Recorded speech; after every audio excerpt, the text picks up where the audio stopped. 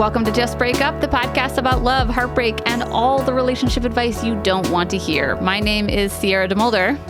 And I'm Sam Blackwell. And today we're going to answer a letter from somebody who's trying to figure out how to move past some terrible things that their partner said to them. Oof. But before we begin, we just want to give you our Surgeon General's warning, which is that Sierra and I are not licensed mental health practitioners. No, not even a little. So please, not even like a tiny bit. Yeah. We didn't take any classes, just... Not a single Just class. I English took classes. AP Psych when I was in high school. I took like developmental psychology. So like if you want to talk about your baby's brain. Anyway. Would love to. So don't trust anything we say. That's not what we mean. We mean take our advice as you see fit in your life. We are only here to offer our humble musings, so hopefully shed some understanding and maybe some laughs about the incredibly rewarding but mostly confusing experience that is love. Especially in this case. Confusing. It's emotionally confusing. Ugh. All right, here we go. Today's letter comes to us from dedicated lover, whose pronouns are they, them, who is writing to us from Confusion City. Trigger warning for verbal abuse. I'm a 24-year-old in a monogamous relationship with another 24-year-old, they, them, and we've been together for a little over 2 years now. Yay. Our relationship has, in many ways, represented a love that I never thought was possible. We experienced a lot of things together that I've never done with a partner, so it feels like a totally new territory in some awesome way. We both grew up with troubling experiences around family dynamics. For me, seeing a lot of degradation and disrespect between my parents and my dad often yelling at me and insulting me. And for my partner, think of all of that, but on some severely worse levels that I won't detail here. We have spent a lot of time committing to unlearning harmful patterns and have expressed how important it is to not recreate those dynamics in our future. And I fully felt a kindness and care from this person that had me so excited to live our lives together, feeling entirely confident in our shared vision and how our actions proved our intention. Unfortunately, after dating for about a year, I learned of my partner's full capacity to damage my trust. We had big arguments that left me feeling unheard and uncared for, as my partner raised their voice at me, said genuinely unkind things, and belittled my insecurities. I understand that I could have left them immediately, but I believed them when they apologized, acknowledged how inappropriate they were treating me in those moments, and how it wasn't the way they wanted to move forward. Part of me wonders if the line can ever be reset once it's crossed in this way. But because I felt so much strength in our foundation, and since I'm a genuinely very dedicated person in my relationships, I considered it a no-brainer to stay committed to repairing our then damaged communication style. The place I'm writing to you from today is so confused. We had a very major breakthrough where I was as clear as genuinely possible that I was not willing to continue together if we couldn't make improvements in our communication. We were apart for a little over a week due to work, and when we saw each other again, it felt like they had done a lot of reflecting that I had been hoping for. They were stopping themselves in tense moments and both showing and reiterating their commitment to repair. I was a little shocked and honestly at that point unprepared. I had existed in such a specific dynamic of begging to be heard and generally staying on the defense that I didn't know how to fully meet them there. I was shocked and very quickly shutting down when things felt even slightly tense because on the inside I was just waiting for them to, quote, blow up at me again. Which reminded me of growing up. Spoiler alert, they haven't lost their temper with me to this day, but I'm having doubts since I was reminded of some of my least favorite things. I was becoming more fragile in moments of conflict and realized how impacted I was from those, quote, mistakes they made in the way they talked to me in arguments previously. I was hurt, and it felt like any misunderstanding was quickly escalating in a way I couldn't keep up with. I wasn't able to show up for my partner and validate their feelings when feeling attacked, and this resulted in a weird, unfair layers of those misunderstandings. In this aftermath of not okay communication. I need a world of patience from them that I haven't even been able to explain very well. And that feels unfair to them in a way too. I feel triggered thinking about all of my past situations, and it hurts me at the end of the day that someone who claims to love me so much and who has shown up in so many other ways would be willing to ever disrespect me on that level. Although they've stepped up to the plate a lot more, I find myself wondering, do I really want to be with someone who has ever insulted me? I understand as well that I don't deserve to be swimming in a sea of confusion, but that I should be feeling excited, celebrated, and generally happy. I have felt these positive things in my relationship previously, but that not being the main feeling right now feels really scary. We're coming up on some big life changes that need to happen with our lease ending, and I'm having to question a lot about where I'm at in my life. What do I want in my career? If I'm happy in the city we live in, and whether or not I want to stay in a situation that's requiring so much emotional work. To be extremely clear, I'm not super afraid of dealing with emotions or processing things and learning and growing with someone. But I worry that I felt more down about the situation lately than I feel guilty knowing how much they've shown their commitment to growing beyond those behaviors. I've really seen and felt the change. And at the end of the day, I do love them so dearly. When things were really bad, I sought out online forums and only read people saying, "Leave now," and alluding to that these behaviors almost always lead to worse, further harm, and often resulting in physical abuse. I want to believe in my partner, and I really do in a lot of ways. But it concerns me that these verbal abusive situations happened at all, even if they do feel like they were fully in the past now. I forgave them, and it's still hard to accept. I guess what I'm looking for is some general input. Is it worth it to move forward from damage done by someone is it worth it to move forward from damage done by someone to this degree? Should I draw the line even though this person is committed to moving forward together and we've made huge progress? Do I crash out and change everything? Is it normal to feel totally lost with such big changes on the horizon? To better describe the things I enjoy about a relationship, I feel inspired by this person. I love how passionately they are about what they do, and it inspires me to show up for myself and my career better. I love the things they make, and I think their brain is lovely. Our lives align in really sweet ways with our careers complementing each other. We share a similar worldview and sense of humor, and I know they are dedicated to me. My emotional safety hasn't felt as strong in the past year, which affects my confidence. My partner is affirming to me in a lot of ways, and that feels really great, but I'm having a hard time moving past some of what happened. I have been open about this, but I know it's simultaneously painful for them to hear and deal with the repercussions too. I don't know what to do with these thoughts, and my partner has been really committed to repair and feels confident in our future, so I feel a little guilty for questioning things at all. I know how painful it is to not be on the same page with someone you love, and I can't deduce if these are okay feelings for me to have and to deal with on my own, or if I should be sounding the alarms with my partner. When I start to think about the possibility of ending things, I'm like, fuck, I don't want to do that. There's so much about our relationship that I love, but I end up wondering sometimes still. I'm feeling overwhelmed, and I know my life is up to me, but like I said, it's totally uncharted territory, and I don't know if I feel totally equipped. Any advice would be so appreciated.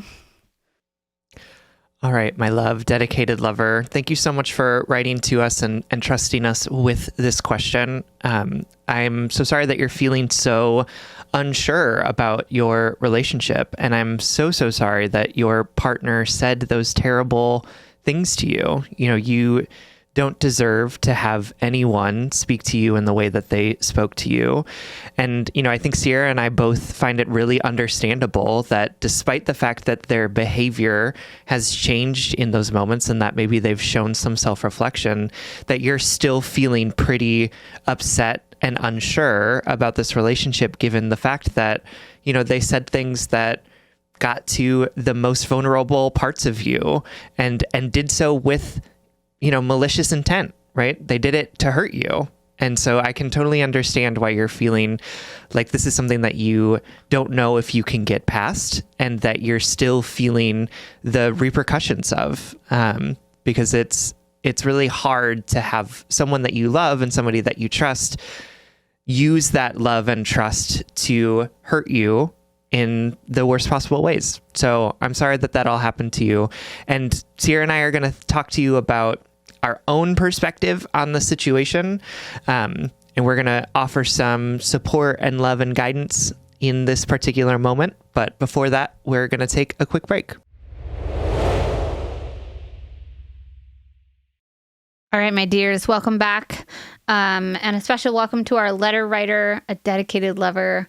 I loved this letter. I love and honor the weird space that you're in. I know that's like a weird thing to start with, but like I was struck by, when I was reading the letter, by like how understandable it is that you can't really find your footing right now. You know, I think we've been told a story about forgiveness and healing, that it's kind of like this doorway that you walk through from one room into another, right? We have unhealed and healed. We have unforgiven and forgiven. And we cross that threshold and boom, we're in a different room and it feels different. But it's not that way, right? It's not as linear as that. It's more nebulous. And it makes so much sense to me, given your history particularly. But even without your history, it makes so much sense to me that you were building a foundation of love and trust and safety with this person. That person made you feel not that way. That person made you feel actively disrespected, hurt, harmed, and unsafe. And now you're like, how do I get back to feeling that good way again? I think it's, how about this? It's too high of an expectation of yourself to go back without acknowledging that things are different. They are different, right? Imagine like a camera, and you're looking through the scope of the camera and you see a landscape, and in the landscape you see that there's a field and a tree and a cloud. And then you open the landscape and the field on the outside where you weren't looking before is on fire. You can't just go back. Yeah. You can't just go back. You have new perspective now. You can't go back and see that field in the same way. And I am not saying that in like an anti-forgiveness way. I'm not saying that in a way that is against creating a new dynamic in your relationship. I believe in your partner.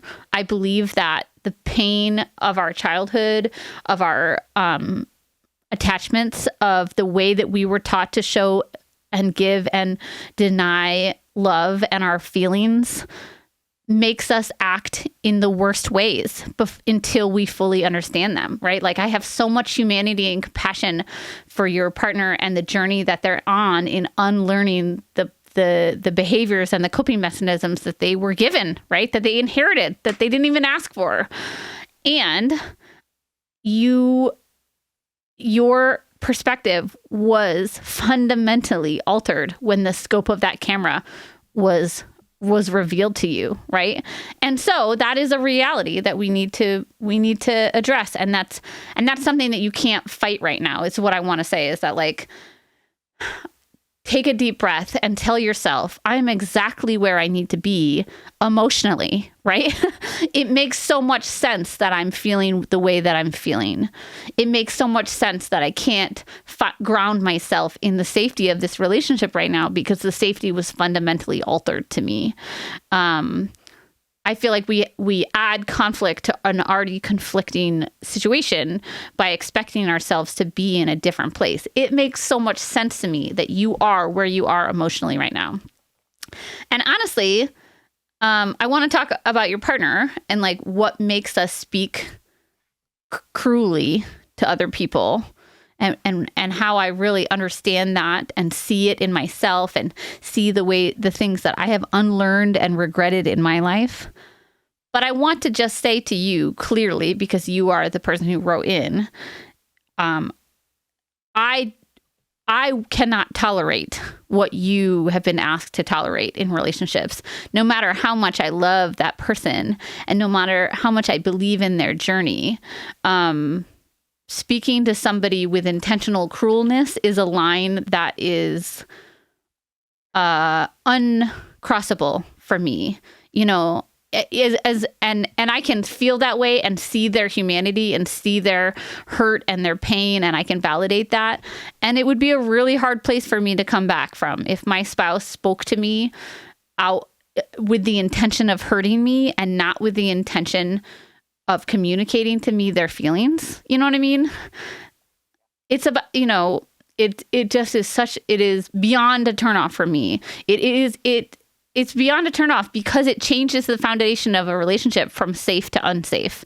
And I just want to validate that before we talk about even the idea of what it would look like to regain that sense of safety in a relationship. I totally agree with that. And I would also have a hard time being in relationship with somebody in this way. And, you know, I also want to open up the idea that like people can change, right? Like I don't necessarily think that your partner hasn't changed. You know, I hope that they saw what happened and realized that it was a terrible thing that they were doing, right? And I think that I want to live in a world where we can understand that people have the capacity to see the harm that they've caused and then decide to do something different, right? Because we do live in that world. I see that every day, right? I see the ways in which people recognize that they have caused harm and want to change.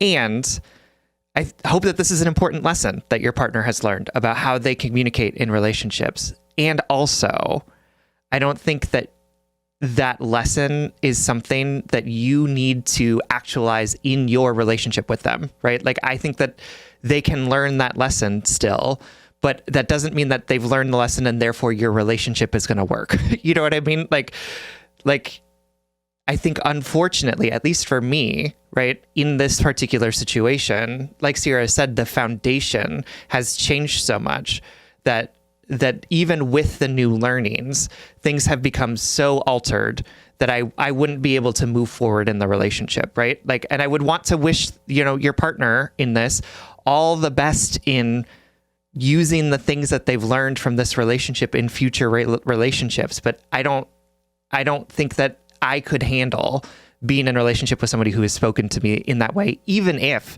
they've realized how terrible it was, and even if they decide to change their behavior, because it's too much to have to hold that information. Like I couldn't not see the face that they were making while they criticized the biggest Tender. insecurity that I have, right? Absolutely. And right now I'm really struck with like a lot of empathy and sadness for both partners. Like,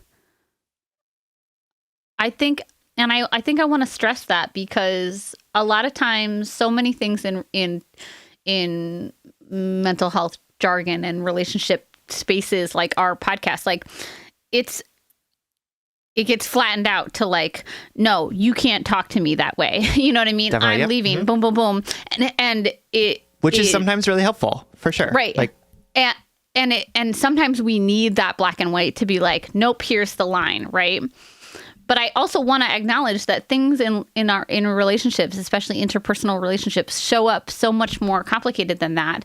And right now, if I was in your position, I would just feel great sadness. And bringing this to my partner, one, you have to bring this to your partner in any way, right? Because it deserves to be in the light, and it's something that's blocking vulnerability and intimacy between the two of you, right? And it's a valid concern of like whether or not you can unsee this.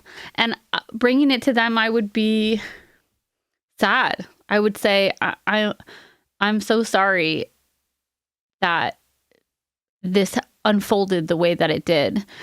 I'm not sure I can see you in the same way. I believe in you. I love you. I believe in your growth and your journey. I'm just not sure that I can be a part of it after I've seen what I've seen. Like, it's sad. It's quiet. It's not with a bang, but a whimper sort of thing, you know? And I want to hold space for that. I also, like Sam said, we really believe in your partner. And it's not that I don't think that you could move past this with time and labor and love and patience, but there's no right or wrong is what I want to say. You're not a better person if you choose to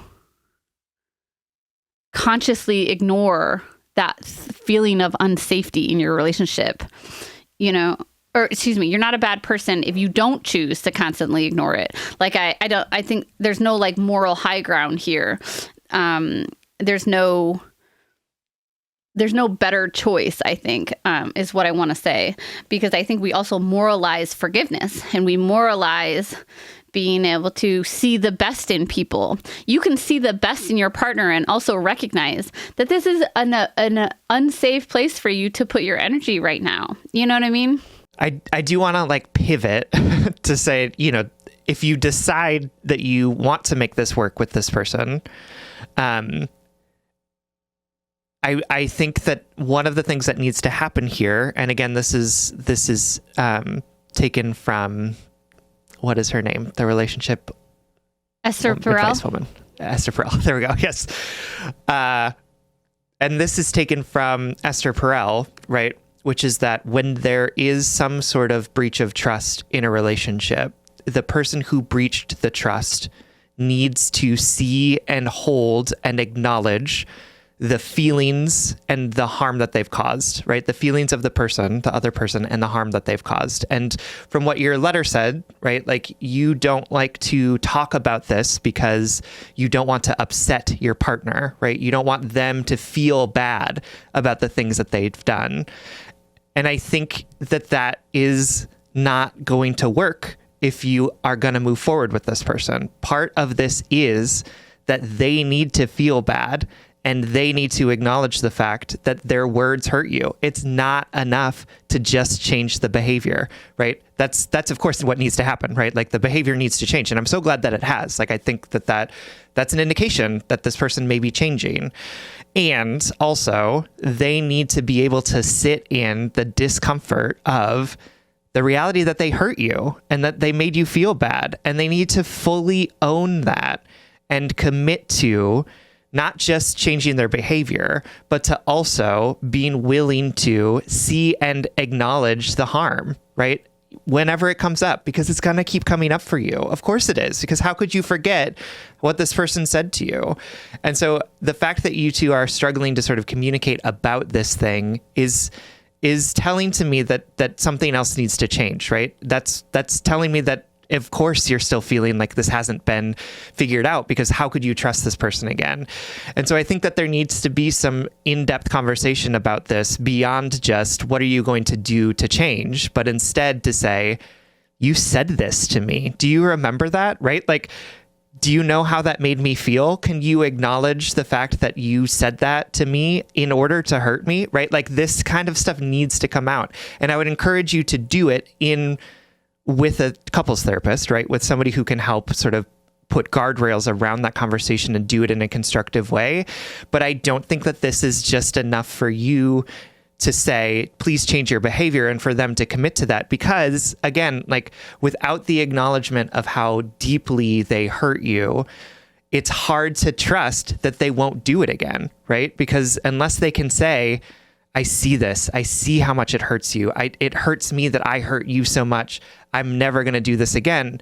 Then it's hard for you to believe that they're never going to do it again, right? Because if they were capable of doing it before, they're still capable of doing it, And like the people on the internet say, like, it's also, if they're capable of doing it, they're also capable of escalating, right? They're capable of doing it in worse and harmful ways, right? Like Sierra said, the scope has opened, and now you are seeing the full capacity of this person to be able to hurt you.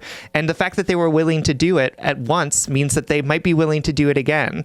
So there needs to be some constructive stuff besides just like tamp down on this feeling enough that you never say anything mean to me ever again. There needs to be some deeper growth that has to happen for your partner and for you to be able to heal what has happened. And I don't know that you can do that on your own. And I don't think that you can do it in the way that you're currently communicating about what happened and the way that they hurt you. Yeah, I think that's a great place to pivot to and grow from, because I loved how you described it in terms of like, you can't just not ever react to me again. I want to know that you understand where that reaction came from and why you lashed out in such a particularly harmful way. What vulnerable part of you was triggered that made you feel like you needed to protect yourself in such a vicious and hurtful way? Do you know what I mean? Like, I want you to draw the line back to your childhood. Like, I'm laughing, but I mean it, right? Like, I want you to draw me a fucking map back to what this behavior, where it came from. And I want you to know that pain and that behavior so intimately. I want you to befriend it. I want you to know like every wrinkle and crease of it, right? Because the more we know ourselves, the more we know our triggers and our pain and our vulnerability and our defensiveness, right? That is when we will be able to undo those behaviors, is if we can see them, recognize, name them, draw them in the fucking dark. You know what I mean? Yep. And let me tell you, like, this is hard work that you're asking your partner to do. It's hard work that you're asking yourself to do. The hardest work I have ever done in my own personal journey is acknowledging when I'm defensive and what makes me act, how I act out when I'm defensive. You want to know why? Because it's humiliating. You don't get defensive over things that you're like proud of. You don't get defensive over things you want to like tout around and tell like the person you love the most about yourself. You get defensive about the grossest, most broken parts about yourselves that you don't want anybody else to know. So unpacking this type of reaction, it's very vulnerable and it's very painful, and it's not enough to just not do it anymore. You have to like intimately know it.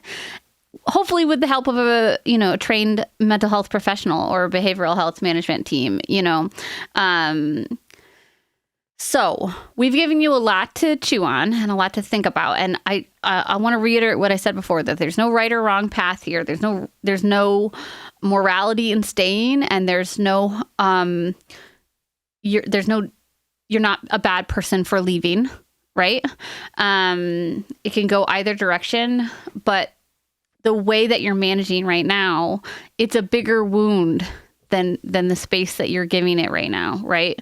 And you need to breathe air into it. Yeah, go ahead. No, and forgiveness doesn't need to mean you staying with this person, right? You can forgive them and also say, I'm going to forgive you from a distance. You know what I mean? Like, yes, that's why I said it's sad. I'm sad. This makes me sad. You know what I mean? There's grief here. There doesn't have to just be feelings of like empowerment and no, you're never going to talk to me that way. It's like, I wish it didn't happen like this, but it did. And it did. Absolutely. It did. Yep. Right. All right, my darling. I know we've given you a lot to think about and no direct answers. Welcome to our podcast. But we love you so much, and we love your partner, and it is possible to love them, to honor their humanness, to know all of their pain and their vulnerabilities, and also say, I can't walk this path with you. Like, I can't do this. The scope has been opened, right? But in either direction, we wish you all the love and peace and feelings of safety that you deserve. Absolutely. Thank you so much for writing. We love you. We hope this helps. All right, it's Friday, so that brings us to the blind date segment of our episode. Every week at the end of the week, we like to shout out something that we love, that we want to set you up with. And this week, we are sending you home with...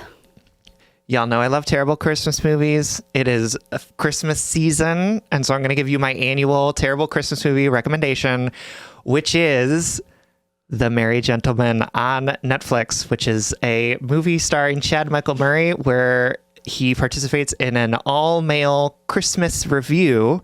It's kind of like Magic Mike meets your classic Hallmark Christmas movie. I sent you a screenshot of this Christmas movie like 2 months ago while we were recording, because I knew you would love it. And you were like, I think you interrupted recording to be like, oh, wow, this was made for me.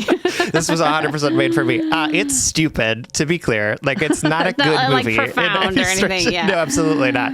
It is about a woman who is a high-powered dancer in New York who goes back to her hometown and has to try and save her parents' music venue in this small town. And the way that she does this is by businesses going out of business. Absolutely. These small town businesses constantly in peril. And she does this by convincing the handyman, who is Chad Murray, to perform stripteases in front of the town's ladies. And it's absolutely stupid, but it is fun and ridiculous and everything that you would want in a Christmas movie, and features Chad Murray trying to dance sexy, which is also very funny.